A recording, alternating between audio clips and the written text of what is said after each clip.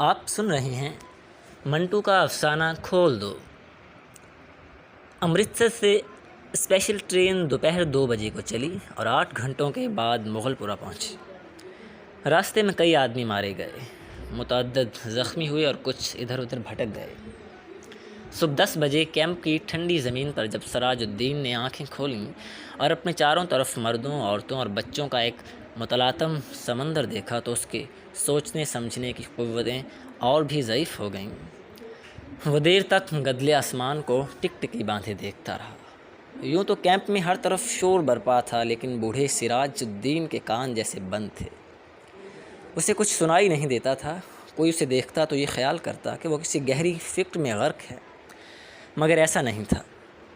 اس کے ہوش و حواس شل تھے، اس کا سارا وجود خلا میں معلق تھا۔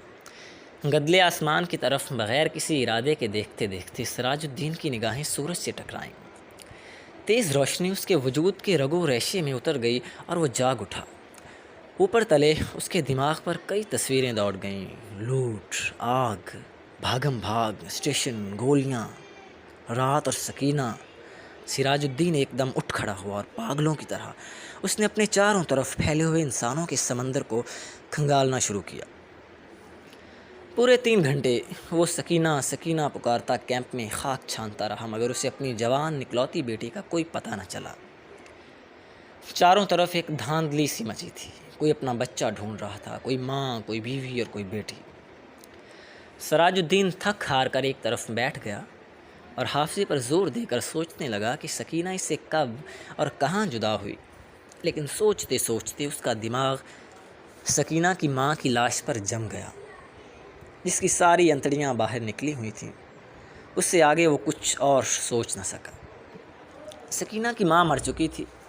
اس نے سراج الدین کی آنکھوں کے سامنے دم توڑا تھا، لیکن سکینہ کہاں تھی، جس کے متعلق اس کی ماں نے مرتے ہوئے کہا تھا: مجھے چھوڑو اور سکینہ کو لے کر جلدی یہاں سے بھاگ جاؤ۔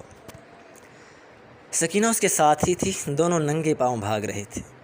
سکینہ کا دوپٹہ گر پڑا، اسے اٹھانے کے لیے اس نے رکنا چاہا، مگر سکینہ نے چلا کر کہا تھا: ابا جی چھوڑیے، لیکن اس نے دوپٹہ اٹھا لیا تھا۔ یہ سوچتے سوچتے اس نے اپنے کوٹ کی ابھری ہوئی جیب کی طرف دیکھا اور اس میں ہاتھ ڈال کر ایک کپڑا نکالا۔ سکینہ کا وہی دوپٹہ تھا، لیکن سکینہ کہاں تھی؟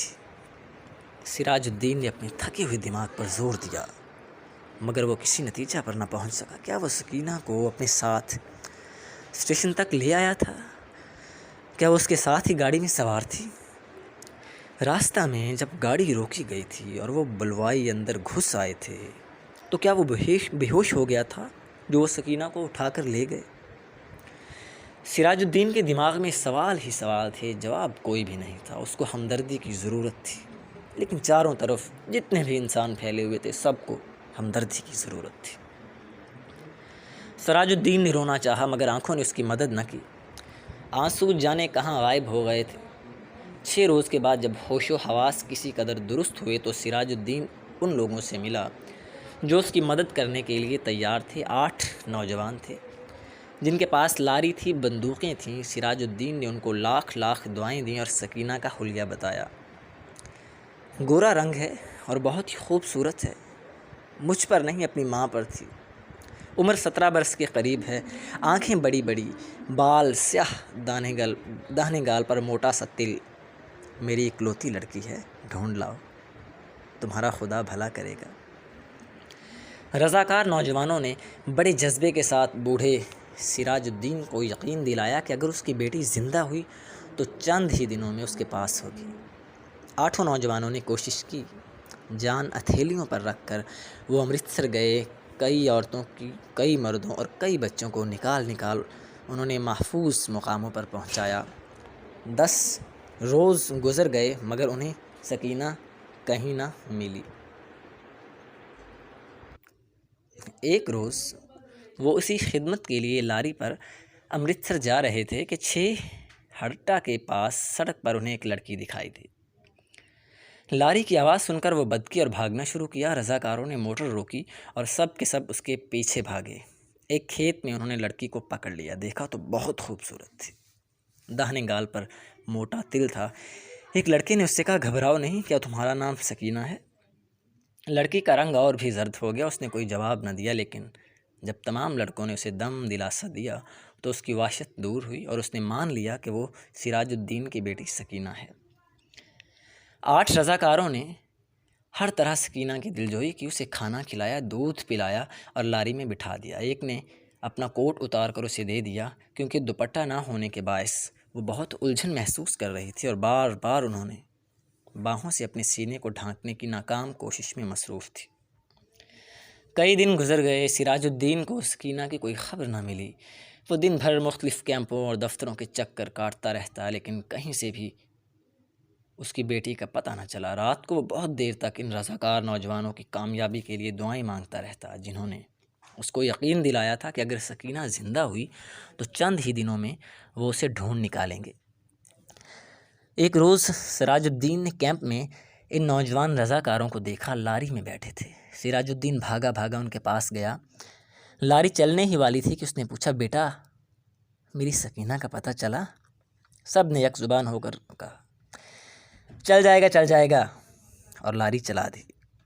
سراج الدین نے ایک بار پھر ان نوجوانوں کی کامیابی کے لیے دعا مانگی اور اس کا جی کس قدر ہلکا ہو گیا۔